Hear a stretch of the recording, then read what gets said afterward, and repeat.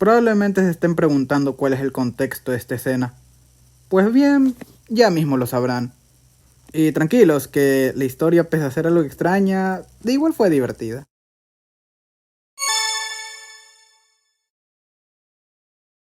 En Last Fred Standing, Fred y Hiromi asisten a una subasta para ganarse un barco doblemente embotellado, una pieza que Fred ha deseado desde siempre. No obstante, su premio es arrebatado por Frederick, su mayor némesis.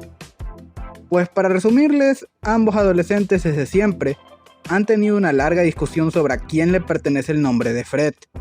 Y para terminar con esto, ambos Freds se enfrentaban a todo tipo de retos en el jardín de su guardería.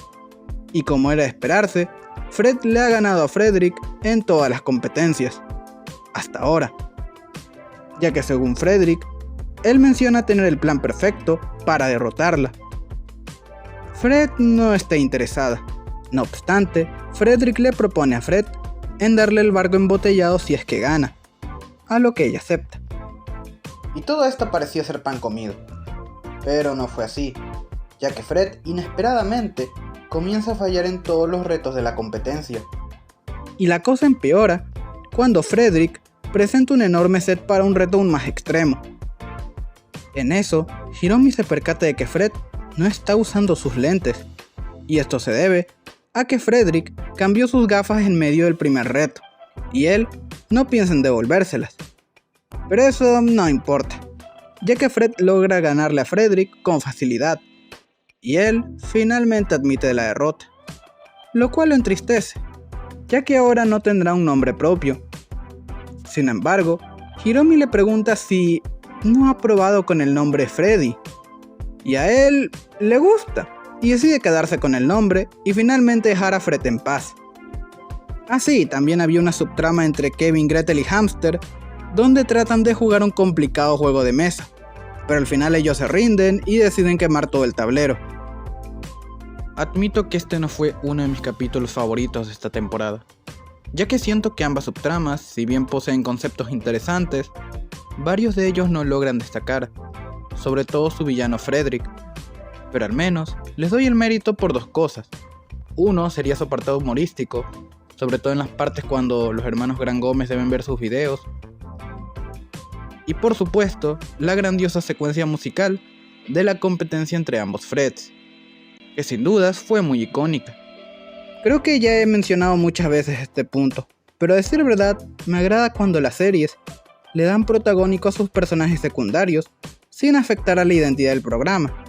Y fue un episodio destacable para su personaje, demostrando la capacidad que tiene su personaje al enfrentarse a diferentes problemas en momentos de tensión.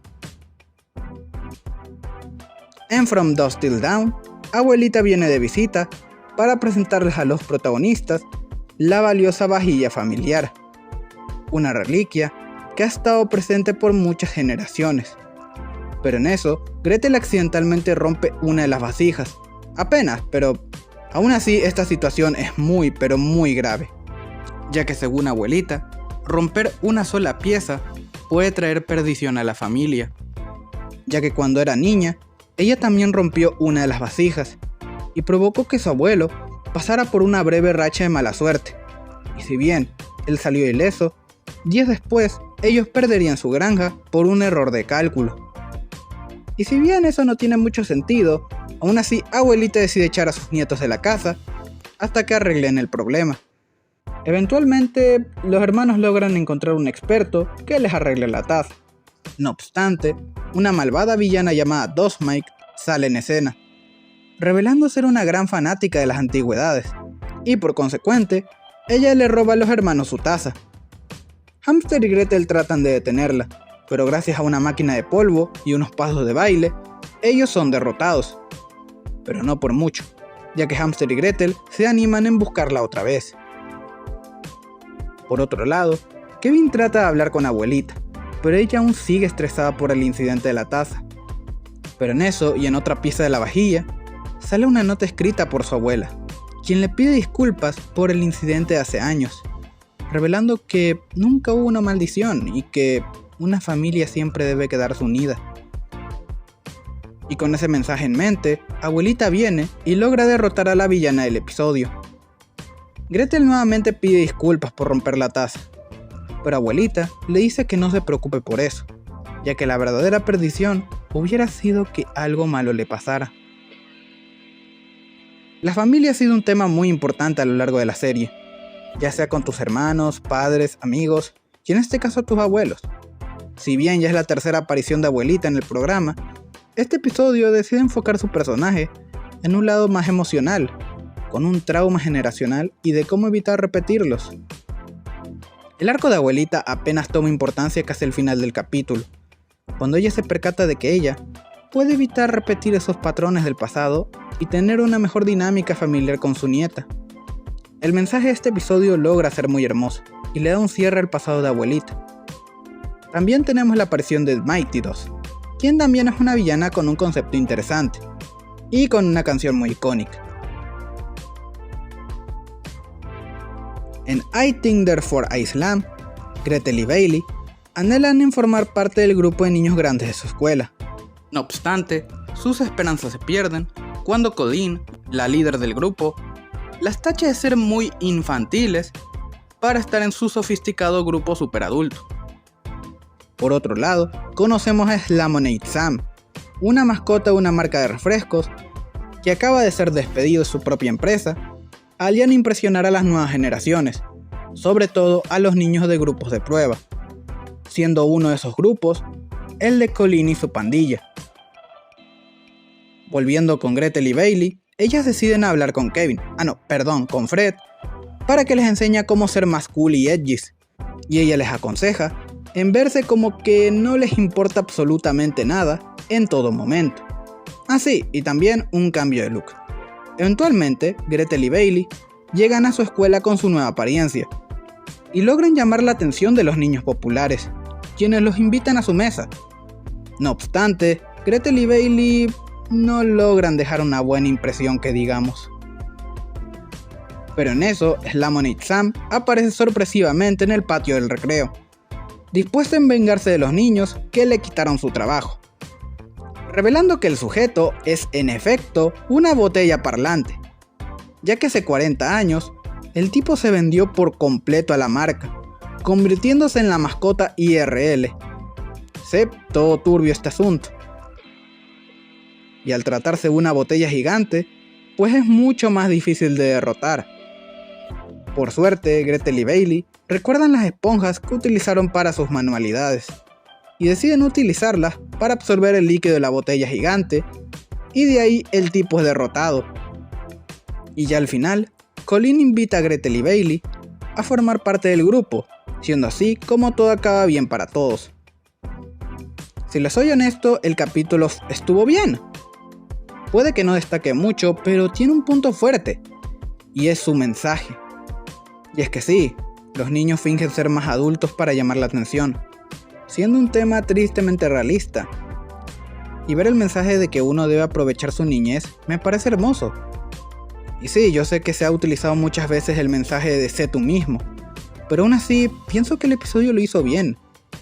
Aparte sí, también me percaté de que Hamster no sale en este episodio, algo muy triste a decir verdad. Y finalmente tenemos a su villano Slamonade Sam, que sí, si ya el origen de Clem Clam era muy trágico, y ahora imagínense el origen del pobre villano. A decir verdad, es uno de los antagonistas más destacables del programa. Tiene un concepto bastante creativo, un backstory interesante y por supuesto un diseño icónico. De verdad es uno de mis villanos favoritos de esta segunda temporada, sin lugar a dudas.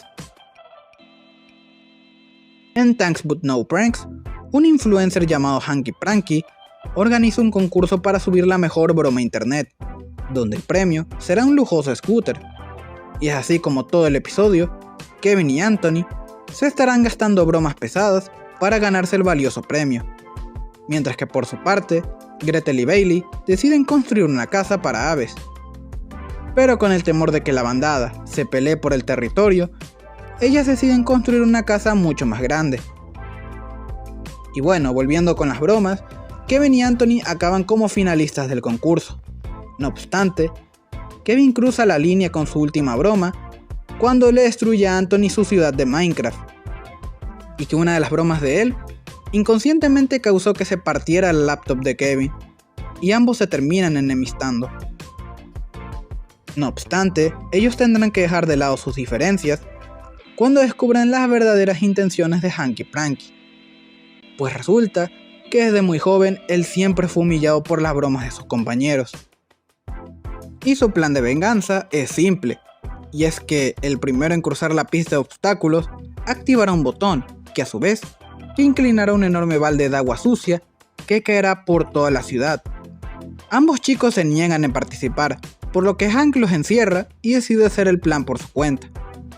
En fin, ambos chicos se liberan y se van a detener a Hank.